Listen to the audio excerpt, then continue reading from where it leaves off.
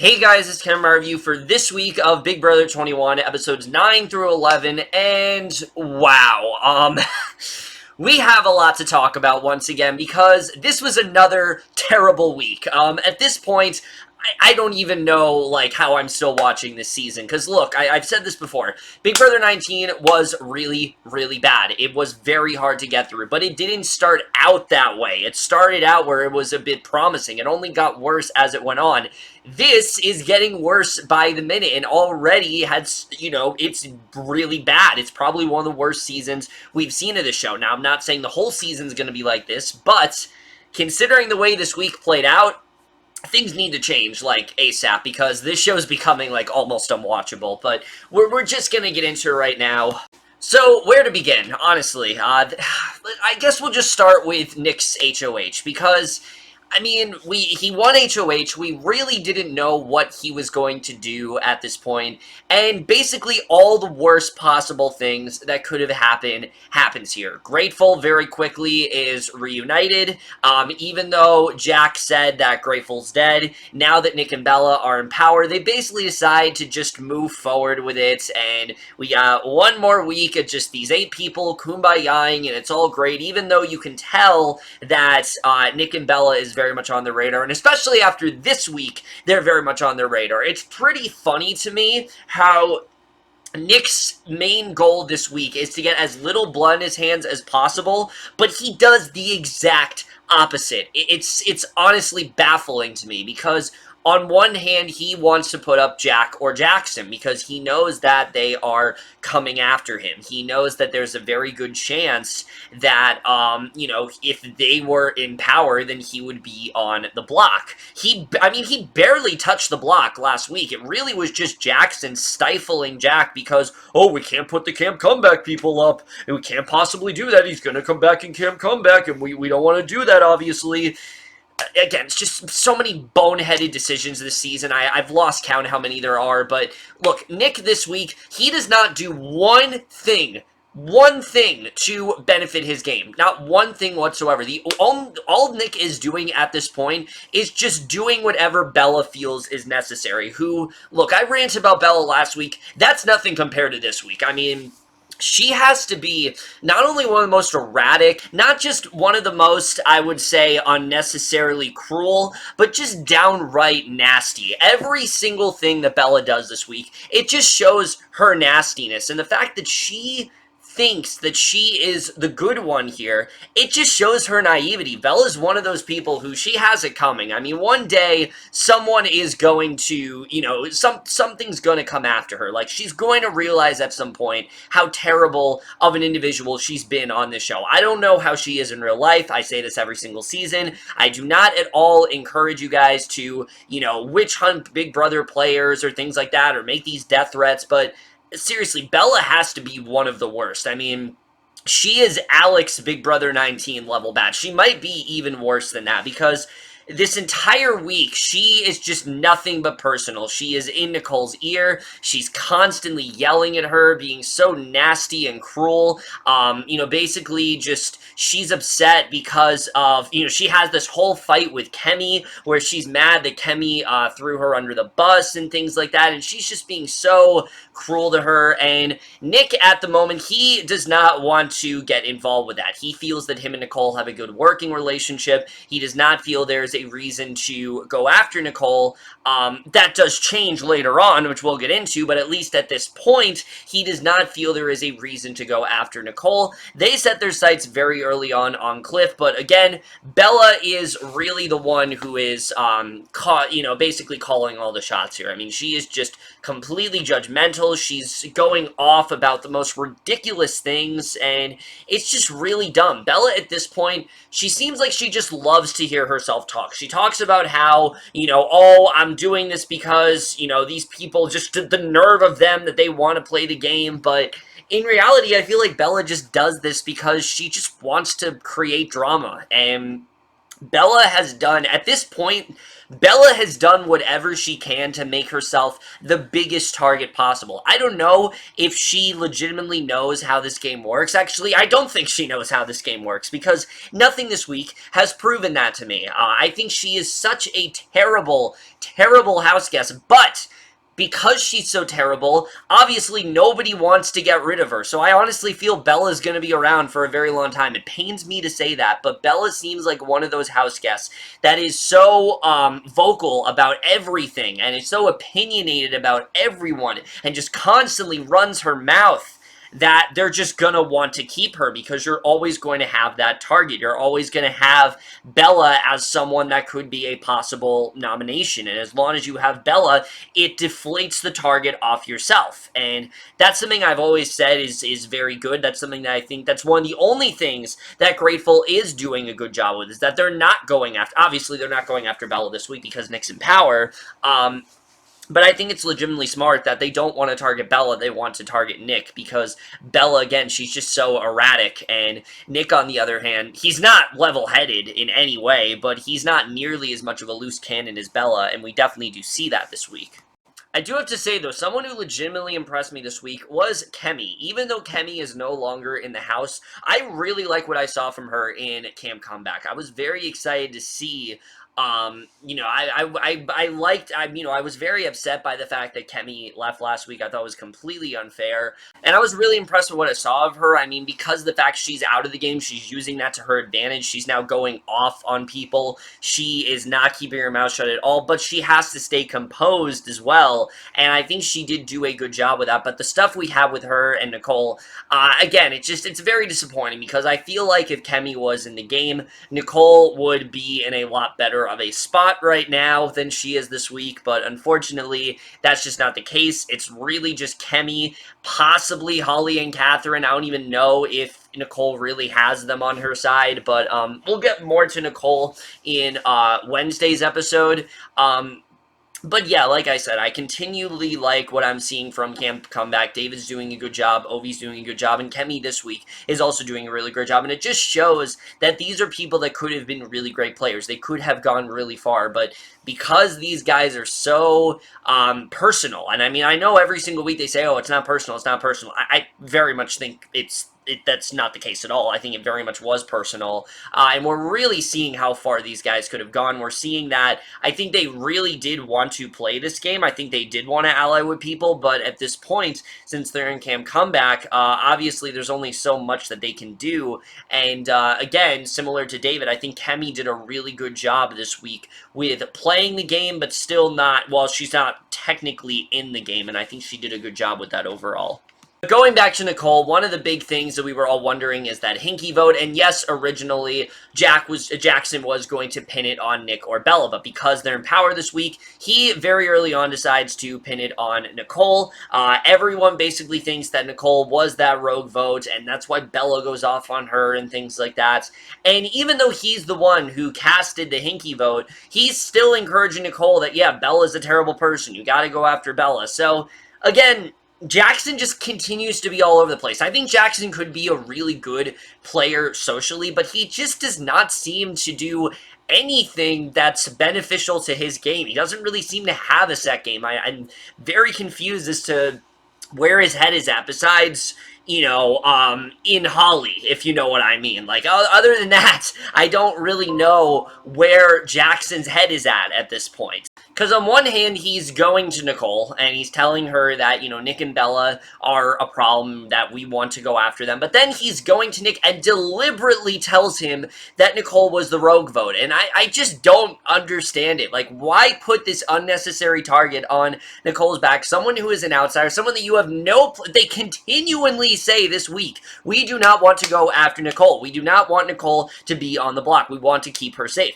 So then why are you going to Nick, telling him that, yeah, put up Nicole, when you have no intention to do that? I don't understand the logic at all. There's nothing, again, that is going to benefit you. And I know I keep saying the word benefits your game, but that's a big thing in Big Brother that a lot of these guys are just not getting. They're just making these moves because they just feel that it's you know, the right thing to do, where they just want to, you know, be as cliquey as possible, and they want to keep ostracizing people like they've done to Cam Comeback, and they definitely do that to Nicole this week. So this week definitely shows that Nicole really does not have that many allies, unfortunately, and it sucks, because I think Nicole is actually playing a really good game, and we definitely see that this week. But unfortunately, there is not much that is, there's not many people that are on her side at this point. She's got Cliff, she's got, you know, she has Cliff, she has, you know, possibly Kathryn, and she has maybe Holly, but that's kind of it at this point. You know, she has Kemi, but Kemi's not playing the game at the moment, and, that's very unfortunate to see, for sure. And I feel like this rogue vote was definitely a mistake. Yes, I understand originally they wanted to put it on Nick and Bella, but again, they should have done it in a week where they knew that Nick could not, you know, play for HOH and that he wouldn't be eligible. Like, next week would have been the week to do that. Next week, if you want to do a rogue vote, pin it on them, you could have easily swung it that way. But because of the fact that they didn't consider that they were going to win HOH, obviously, now they're kind of stuck, and it really puts this unnecessary target on Nicole, and Nicole is the opposite of Elle. Like, she's probably one of the sweetest and most genuine house guests I've seen in a very long time. Nicole's someone who's just always looking out for people's best interests, and her having this intel that Nick and Bella are going to be targeted, she actually wants to help them, but Bella then goes off on her. She's upset that she wanted to help them for some reason.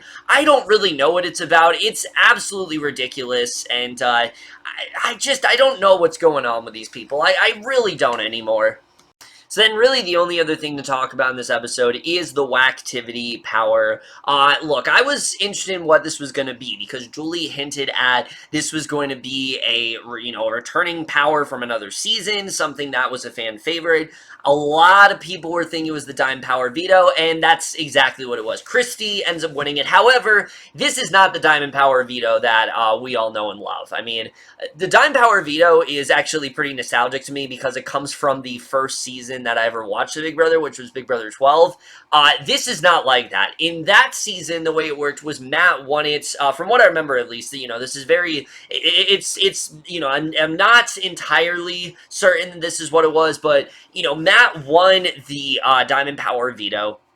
And basically what that did is, if he was on the block, he could then take himself off and then put someone else up in his place. Not only did he get to take himself off, but he got to choose who went up. Christie's, on the other hand, is not really like that. She herself does not just make the decision.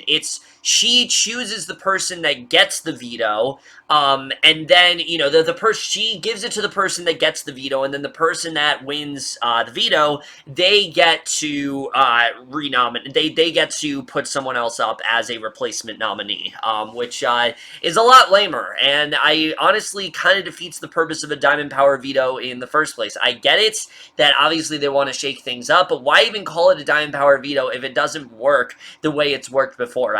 I don't really understand it at all. I don't think Christie really understands it either. I mean, this entire week she's like talking about it as if it's she and makes the decision, which, I mean, yeah, you make the decision, but not till that veto is given. Like, I don't really think she understands how this works very much at all, and I think you very well do see that this week. So this was another one of those things that, while it could be cool, and I think there's a way to do it right, I don't think it was given to the right person. Christie is someone who we especially see, similar to Bella, she's a loose cannon. She does not think rationally at all. I mean, most of these house guests don't, but Christie is definitely one of the biggest offenders of that, for sure.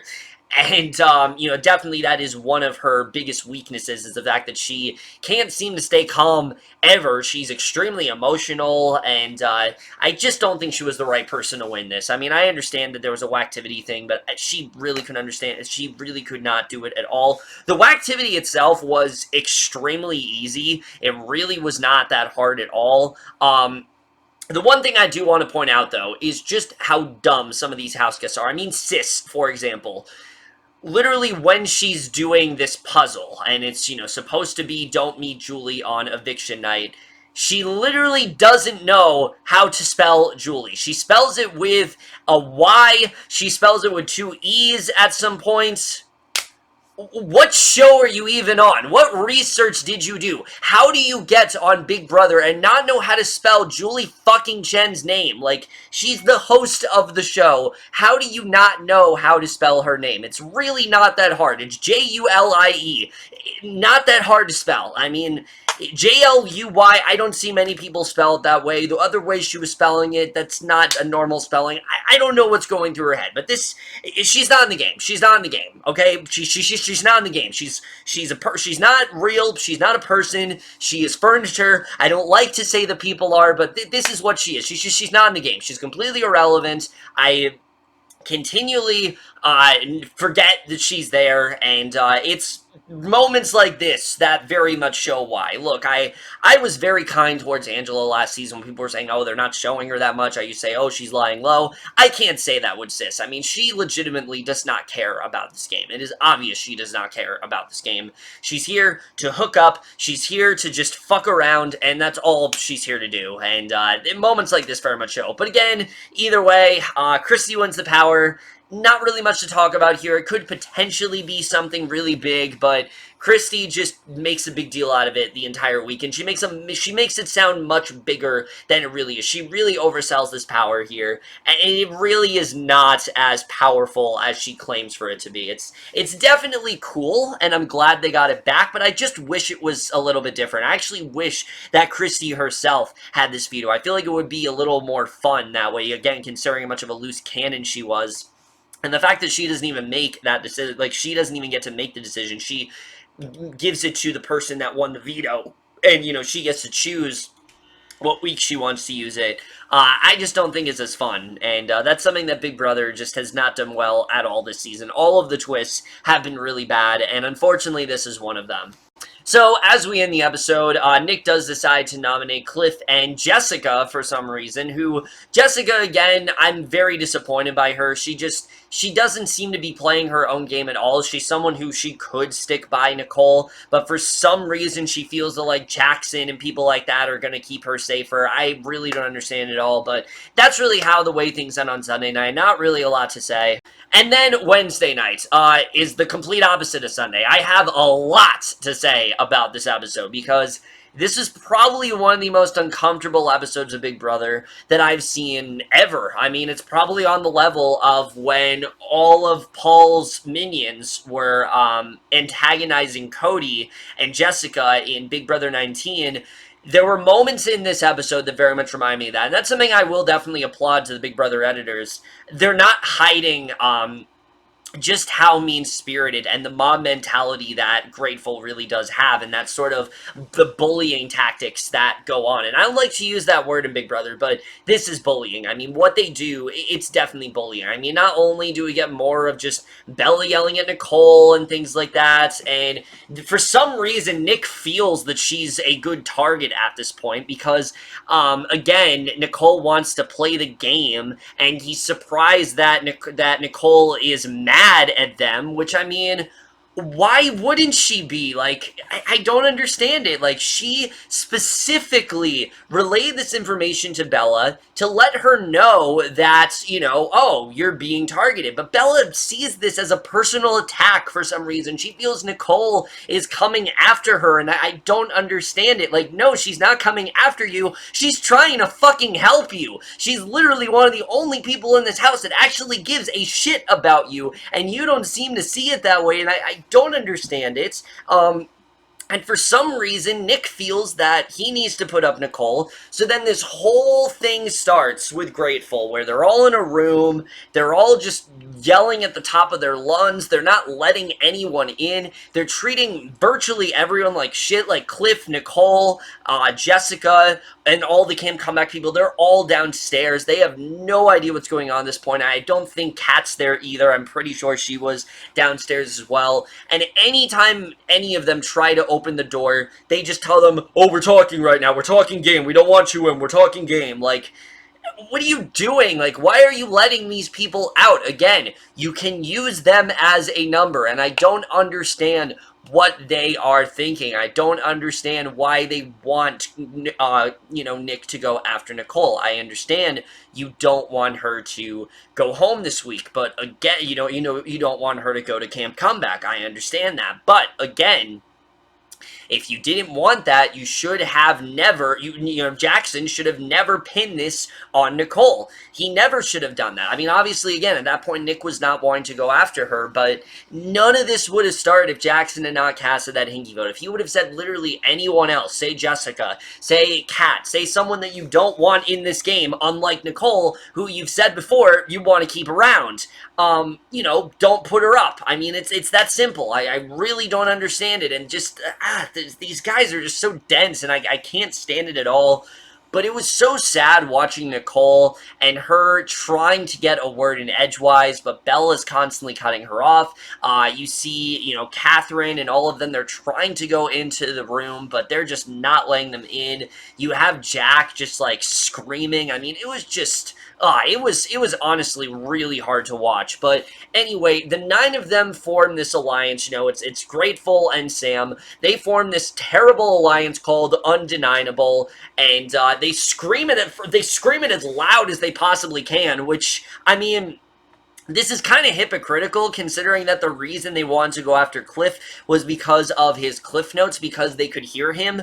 You guys were louder than Cliff ever was. Like, Cliff wasn't even talking that loudly. These guys were screaming at the top of their lungs. Any second, someone could have walked in, or someone could have heard them saying it, because they were so loud. They could have heard them say that alliance name, and the whole thing would have been shut down. But either way, they create this alliance, and... it just was really, really hard to watch, and I like the fact that CBS does not seem to be defending these guys anymore. They're very accurately showing how they are. I mean, they're going as far as to show that Jack was very rude to Ovi, telling him that, we only want people, we only want to talk to people who are actually playing the game, Camp Comeback people. He gives them this really dumb rule where, like, Camp Comeback people apparently can't talk game, which I don't understand that logic at all. These guys are out of the game. Like, I don't understand why they can't talk game. Like, sure, they can come back, but, like, they're in the house. What are they supposed to do? Like, just mosey around? Like, just, why can't they talk game? Why can't they talk about what they're gonna do if they're not back in? And I mean, he goes as far as to literally tell David, you're doing a great job by not saying anything. Little does he know, David has more intel than anyone in the house right now. He has more of an idea of what's going on than anyone does.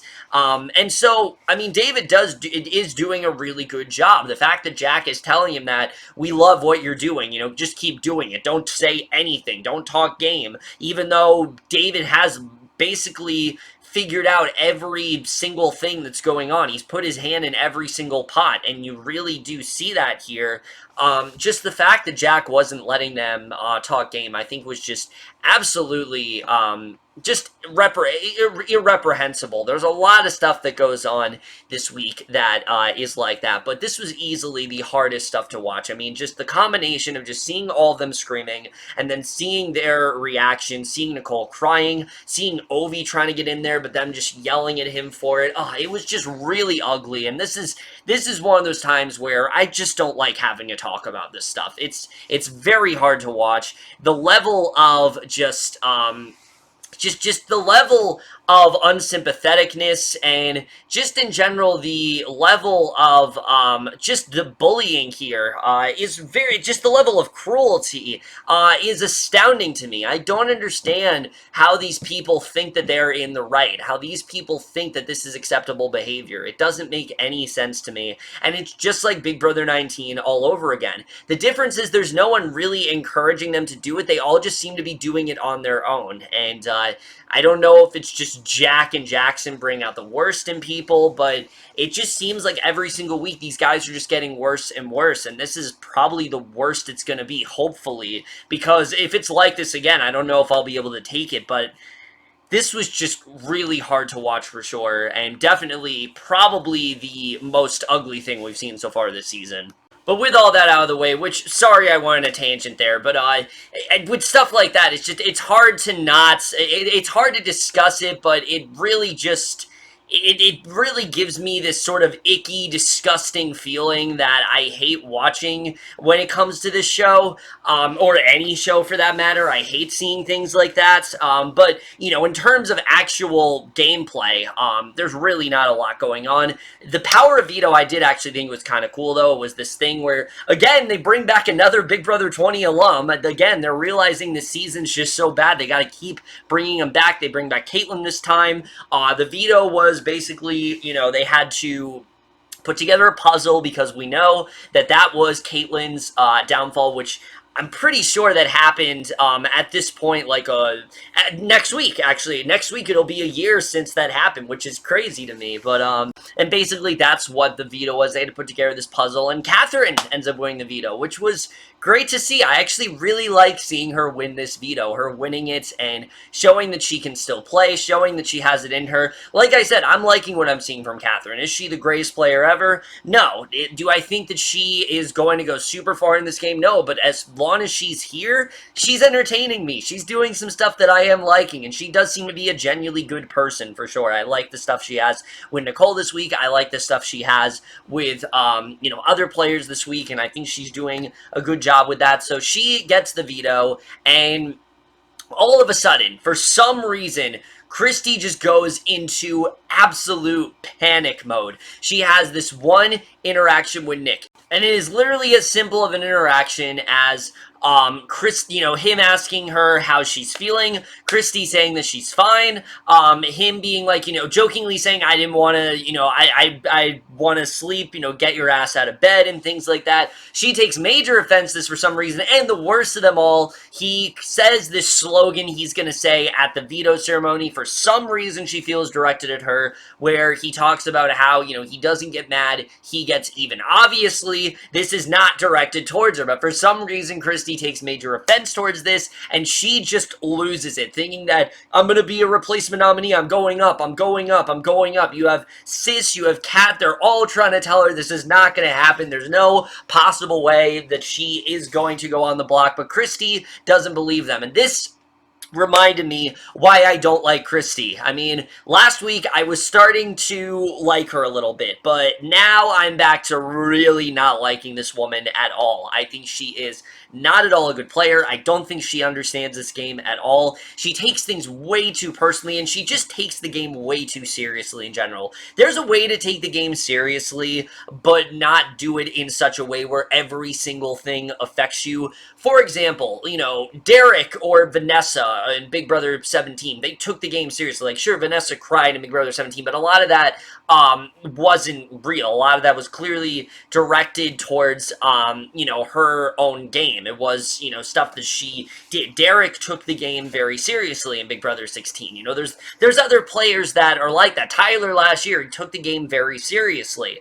That's not what Christie's doing. She's taking the game so seriously to the point where everything is affecting her. Everything is just a crisis, and it's absolutely ridiculous. The fact that she thought that she was going to be nominated, she comes this close to using her power, literally is going to just, you know, waste her power the first week she has it.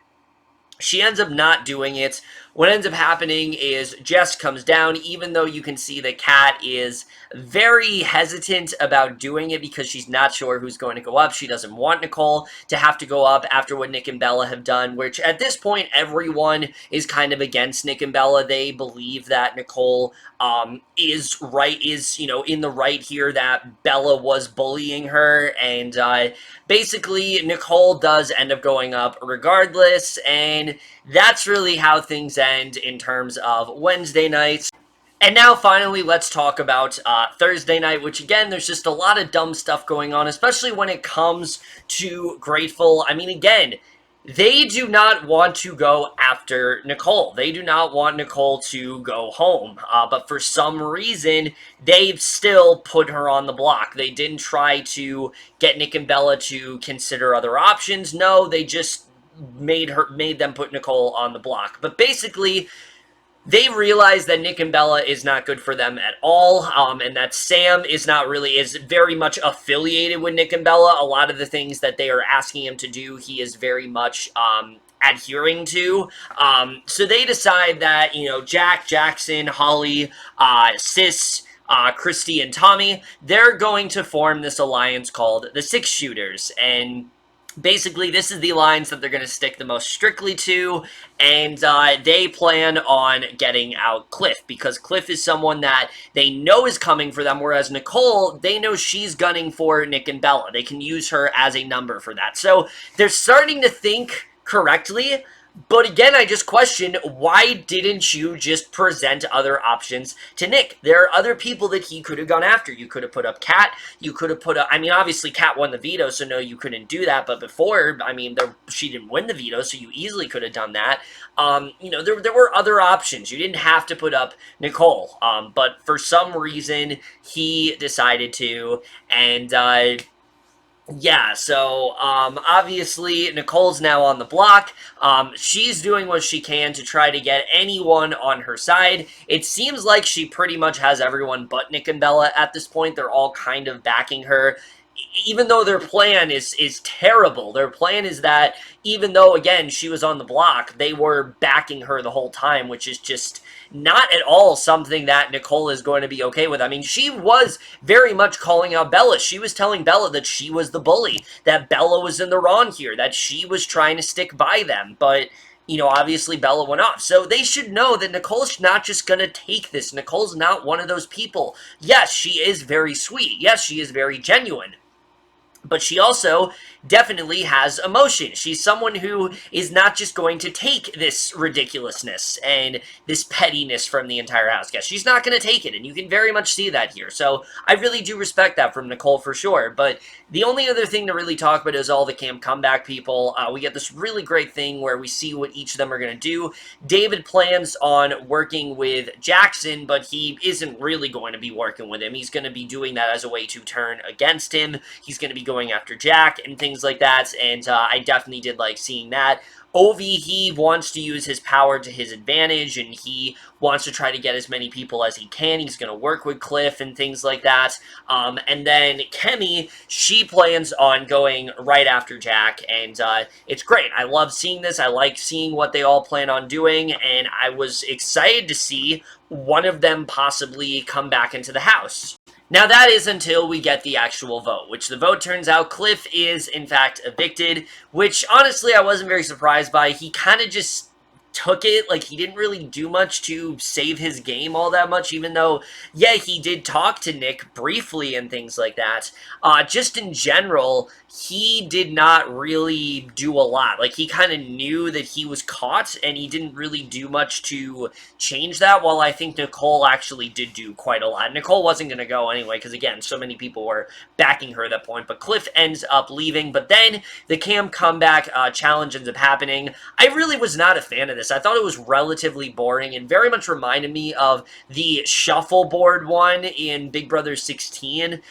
It wasn't nearly as boring as that, but I don't like that this was a crapshoot. I feel like these guys have been sitting in the house for weeks now, especially David. I mean, hasn't ever really gotten to play this game, and he's been gearing up for it, and all it is just this crapshoot. It's just put the ball in the hole and then see who ends up winning. I just thought it wasn't really that great of a comp, but I will say, it was really cool to see what ends up happening here. Cliff actually ends up back into the house, and look, out of all of the possible contenders, this is probably the worst option possible. This is probably the worst case scenario. That being said, I still really do like Cliff, and I think it's really cool that a 50-year-old man was able to outdo everyone else. I mean, he got those balls in so quickly. The first one went in. I was like, there's no way he's going to get the second one. But then that went in really quickly. Then the third one, I mean, he was just killing it. And I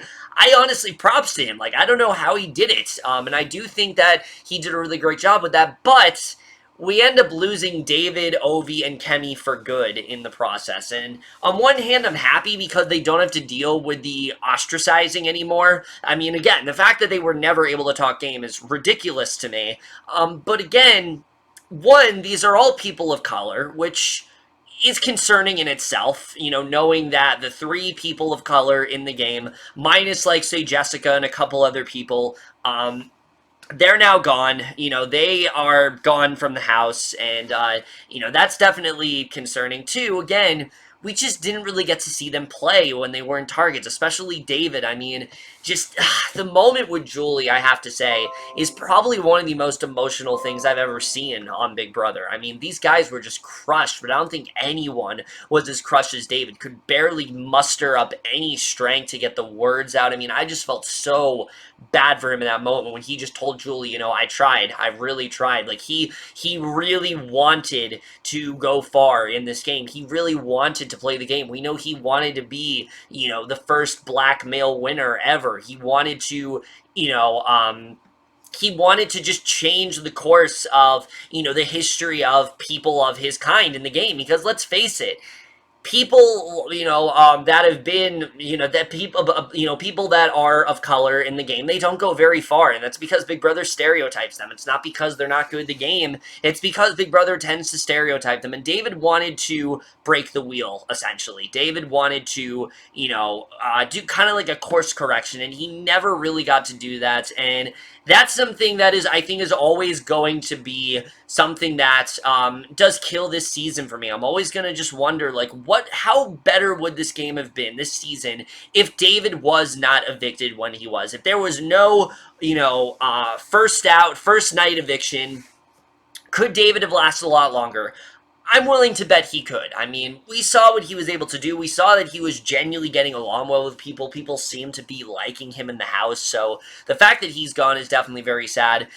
But again, it's good because they don't have to deal with the bullying anymore, and that's something that's good. They don't need it in their life. It's way too negative. I would love to see them come back at some point because I really do like all of them. I think David, Ovi, and Kemi, all of them could have been really great players. I like what I was seeing from David. Ovi was doing a good job with his power. I like that he was working with Cliff, and then Kemi, all the stuff with her and Nicole, I was really liking.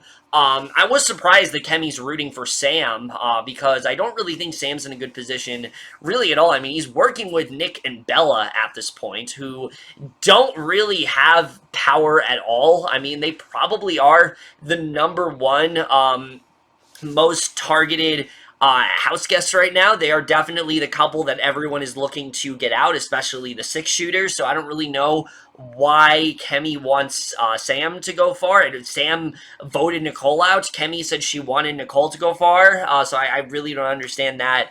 Either, obviously, she doesn't know that, and I don't know if she'd think that now that she's seen the way that's played out, but I just thought that was a little bit strange. I don't really know why that was the case, but either way, this was very sad to see. I really did, while I was happy for Cliff that he was able to win, and I think it's awesome that someone of his age is actually going really far, and he's doing a course correction of his own for, the stigma against people over 50. I mean, we've seen how they're treated, but Cliff really is trying to set a new bar, and I think he's doing a good job with it. I mean, to be fair, it's not a very high bar, mine to say, like, unless you're Evil Dick or something like that. Obviously, Cliff is not like that, but I think he's doing a legitimately really good job, and I was very impressed by that. But we lose David, Kemi, and Ovi in the process, and combined with the fact that they're all people of color, but also the fact that they really could have gone farther if the house guests wouldn't have been so damn judgmental. I think definitely we could have seen a lot more from them, and that's definitely very disappointing. But moving forward, I don't really know how the season's going to play out. I mean, I don't see it being as unwatchable because, again, those players that were being targeted and were being talked about so often aren't there anymore. I mean, everyone was talking about Kemi. Everyone wanted Kemi on. Even when she wasn't playing the game, they were still talking shit about her. There was that ridiculous rule that Jack did that, camp comeback people cannot talk about game. They were completely ostracized from the house. So all that cruelty, it's probably going to die down a bit. Obviously, Nicole is still in there, but at this point, I feel like the house guests are kind of for her. They want to keep her so she can help them go after Nick and Bella. So I think that's going to help a little bit, but I'm excited to see what Cliff does. You know, what's going to happen with Cliff if he's able to stay in the house. Things like I already know who won HOH, obviously, but I'm not going to spoil that in this video. That'll be for my next review for sure. But either way, I just hope that moving forward this season gets a lot better because it's just becoming really unwatchable and honestly very hard to watch. Players like Nick, players like Bella, you know, players like Jack, they're just insufferable. They're not even just fun to watch. They're just terrible, vile house guests who I really can't stand at all. I cannot wait to see any of them leave. Nick was such a terrible HOH this week. He did not have any plan whatsoever. He basically just did whatever Bella told him to do, and he just did not have a good idea of what he wanted. I mean, what he wanted to do, he simply couldn't do because Cam Comeback. So that's the other good thing about Cam Comeback being done is that we no longer have to have people say, oh, you can't do that move because of Cam Comeback. Like, we don't have to hear that anymore. So that's definitely a positive for sure. And while I was initially on board with Cam Comeback, in hindsight, I think it was a really dumb idea. Again, it did get to show us what these players could have been, but it ultimately just made things a lot more tragic because not only did David not get to play the game, but he had to sit in a house for about two or 3 weeks, not playing the game, but hoping he'd go back in, only to completely lose any opportunity whatsoever, and that just broke my heart. It definitely broke my heart, and in a way that Big Brother normally doesn't, and in a way that Big Brother rarely does, and I think it was a very, very unfair twist for sure, that I really hope does not come back, because it's a really, really unfair idea. I feel like in a better season, like say last season if this happened, I don't think it would have been quite this way, but with a house that is just so awful and just treats everyone like shit, this was definitely not the season to do it. Obviously, that's not CBS's fault. They didn't know what was going on at the time.